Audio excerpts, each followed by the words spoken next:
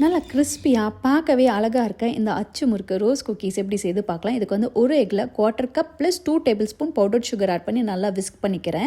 1/2 cup ஃப்ரெஷ்ஷாக தேங்காய் பால் எடுத்ததை ஆட் பண்ணிவிட்டு ஜாதிக்காய் பவுடரை ஆட் பண்ணி நல்லா மிக்ஸ் பண்ணிவிட்டு அப்புறம் 1 கப் அரிசி மாவுக்கு 1/3 கப் மைதாவை ஆட் பண்ணி நல்லா ஜலிச்சு எடுத்துக்கிறேன். இன்னொரு 1/3 கப் ஃப்ரெஷ் கோகனட் மில்க் கொஞ்சம் கொஞ்சமாக ஆட் பண்ணி நல்லா மிக்ஸ் பண்ணுங்கள். கன்சிஸ்டன்சி பார்த்தீங்கன்னா ஸ்பூன் உள்ளே விட்டிங்கன்னா இந்த மாதிரி பின்னாடி மாவு ஒட்டி இருக்கணும். அதான் பர்ஃபெக்ட் கன்சிஸ்டன்சி.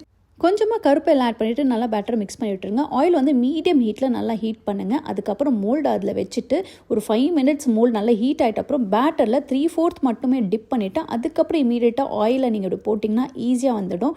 நான் இங்கே பார்த்தீங்கன்னா புது மோல்டு தான் நான் யூஸ் பண்ணியிருக்கேன். இது எப்படி சீசன் பண்ணுறது இதுக்கு முன்னாடி வீடியோவில் ஆட் பண்ணியிருக்கேன், செக் பண்ணி பாருங்கள். நல்ல மீடியம் ஹீட்டில் அச்சு முறுக்கு வந்துட்டு நல்ல லைட் கோல்டன் ப்ரௌன் வரும்போதே இந்த அச்சு முறுக்கு எடுத்துருங்க. அவ்வளோதான், சூப்பரான கிறிஸ்பியான சாஃப்டான அச்சு முறுக்கு ரெடி ஆகிடும். நீங்களும் ட்ரை பண்ணி பாருங்கள். Merry Christmas.